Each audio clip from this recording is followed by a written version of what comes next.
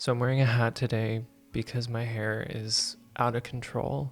Like, I know it normally looks like the fire emoji, but today it's like bonfire emoji. Hi, everybody.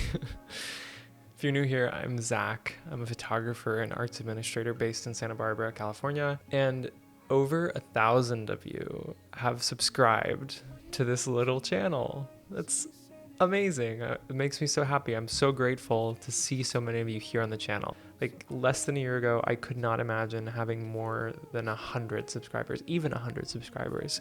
And now to have 1,000 of you here, it's just incredible. I'm so grateful. And I know that this channel is like very small compared to similar channels out there. And I know that I am still learning. Like, the past 3 videos I put out like have looked completely different and crazy. And like, thank you for bearing with me as I figure this all out. But I am just so grateful that so many of you have decided to like invest your time here in this little channel. It just means the world to me. I'm so thankful. And one of the most like surprising things to me in the best possible way about being on YouTube is the amount of incredible positive interactions I've had with you. You know, getting to know you guys on the channel and seeing your comments week after week, like that has been the thing that has been the most rewarding for me. So as I continue on this channel to make videos for you guys, like I'm thinking about it as a community because I want it to be a safe place where anybody can come and learn about photography or be inspired or be entertained, whether it be through one of my videos or through one of your comments, your questions, your interactions with each other. Like, that's what I really want this to be. And I'm trying to make sure that every video I put out there has some value in it so that when you come to the channel, you have a bit of value added to your day, whether that be through inspiration or education or just entertainment. So that's sort of what I'm thinking about moving forward. But really all I wanted to say in this video is thank you so much for being here. It just means the world to me. So thank you. Let's talk about your comments. James Joyce says, love the colors on these images. I'm swapping my Panasonic camera for an X Pro 3 soon and can't wait. Thanks so much, James. You're gonna love it. I'm so excited that you're getting the X Pro 3. It is such a good camera.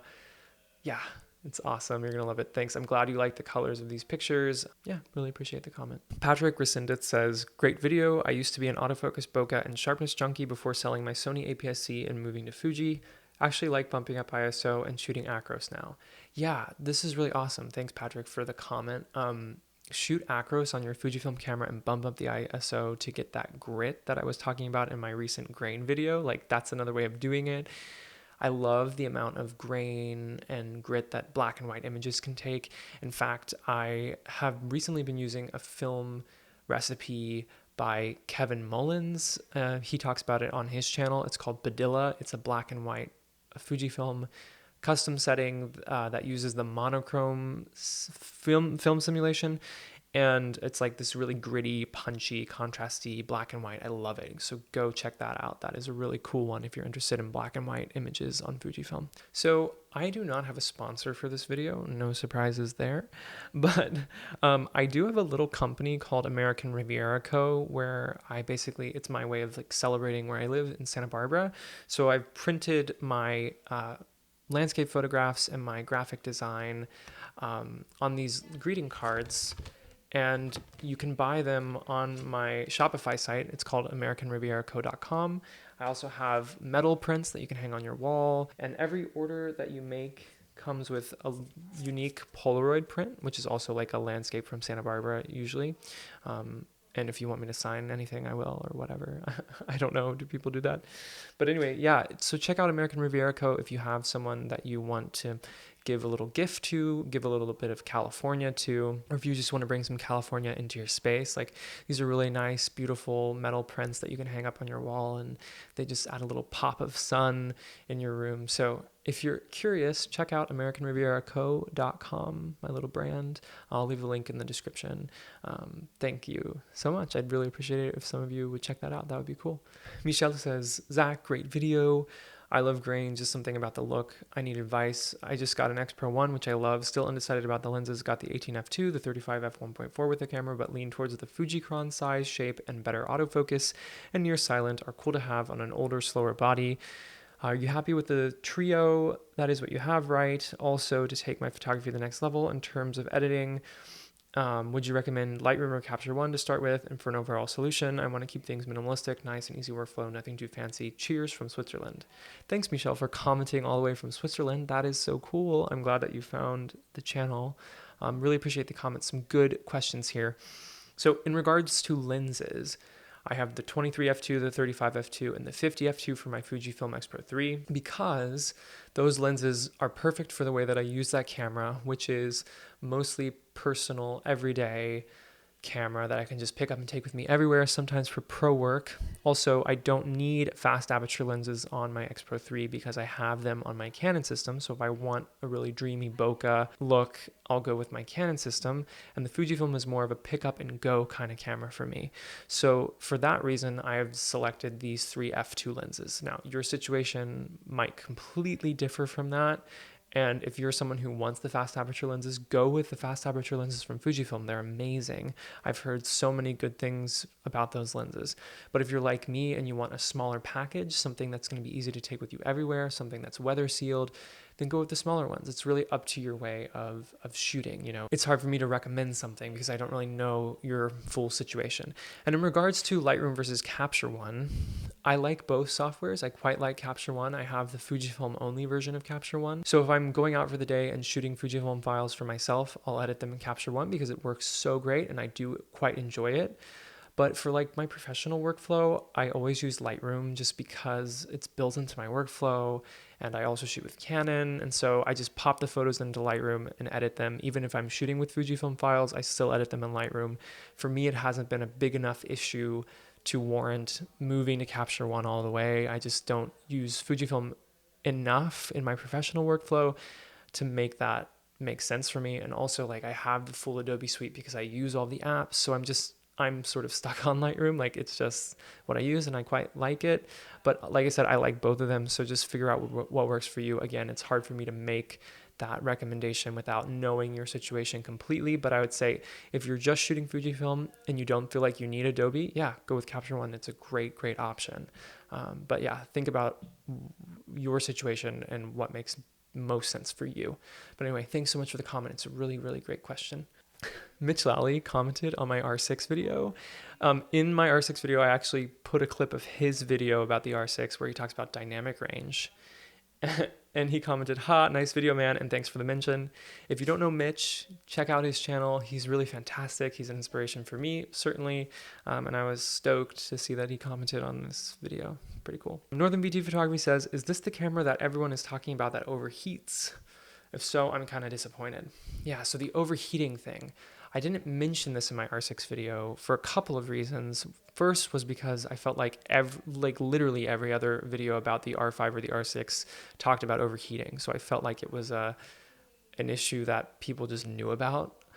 Secondly, like, I haven't had that issue with my R6 because I'm just not using it in a way that makes it overheat. Like, I'm mostly shooting 1080.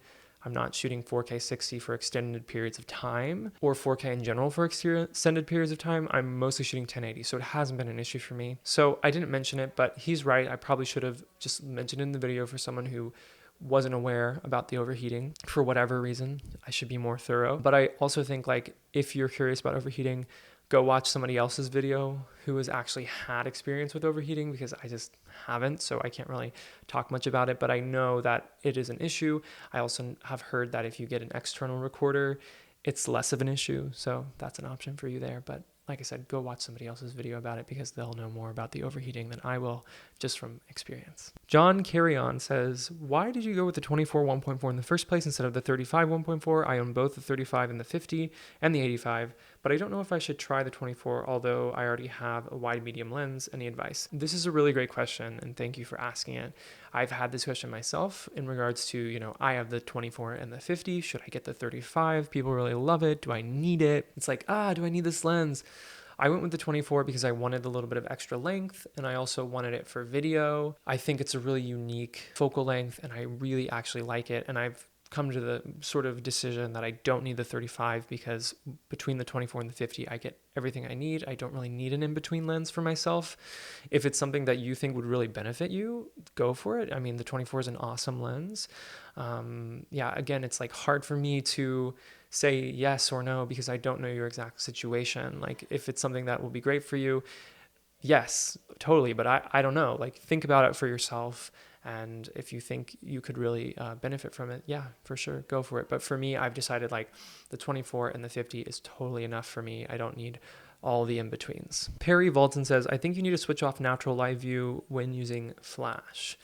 So this is in response to my 10 reasons why I love the X Pro 3 video. Yeah, so I didn't mention this. I know that you can do this. I've done this before. What I wanted to get across was that when I'm using the X Pro 3, I love just flipping the switch and using the OVF because it's just such a unique way of shooting in the studio, and you can do that on the X Pro 3. You can't do that on all cameras. On most mirrorless cameras, you can probably switch off the exposure preview on in your EVF, and that will solve this issue. I should probably experiment with that more because I don't really do that all the time. But yeah, so I was just trying to say like the OVF is a really great experience, but thank you. I probably should have mentioned that in the video. That is another option, not just the OVF. Chi-Sim Photography says, awesome share, Zach. I love the idea of this camera, but trying not to get into another camera system. This literally sounds like something that I say to myself on a daily basis.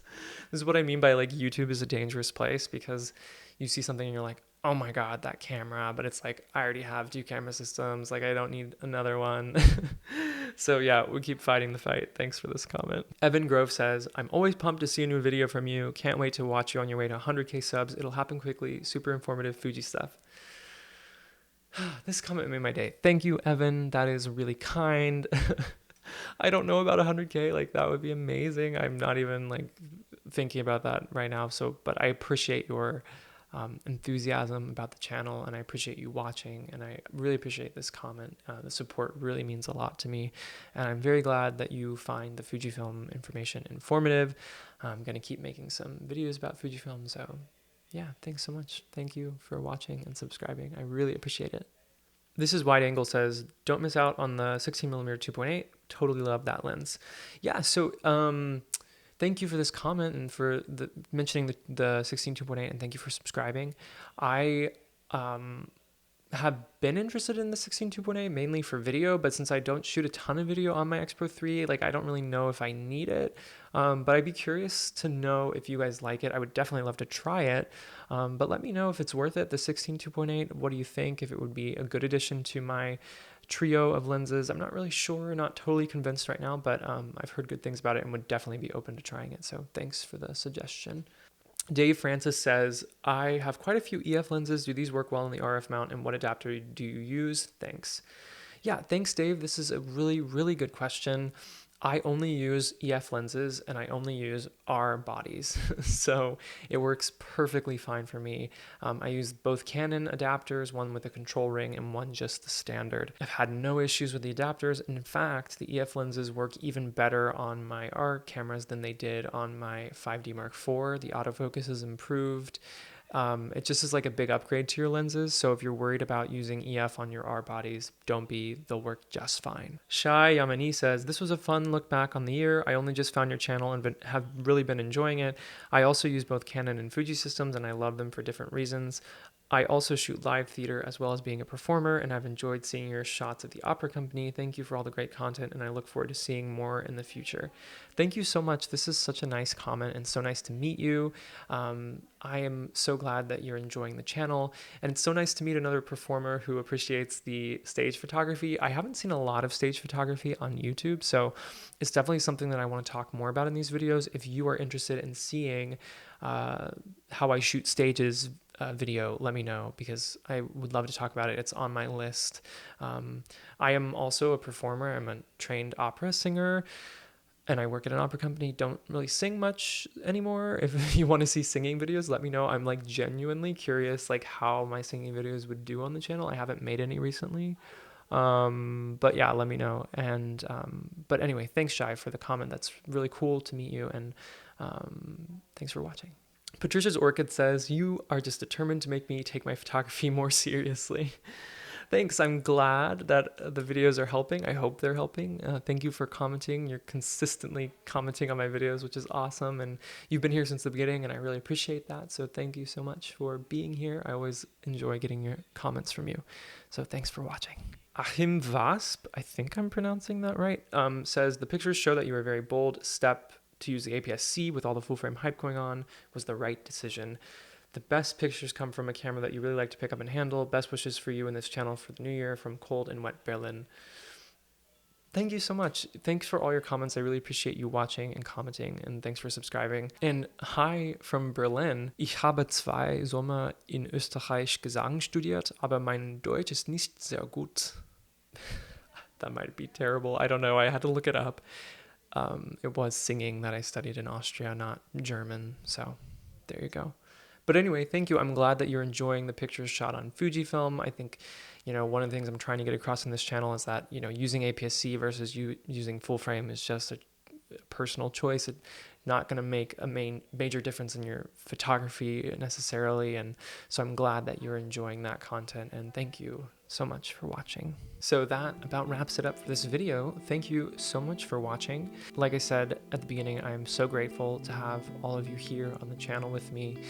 Leave me a comment down below if you have a question about anything that we've discussed. If I missed something, I would love to hear from you. Let me know what you want to see moving forward. I have a running list of videos. Some of you have been doing that, which is really cool.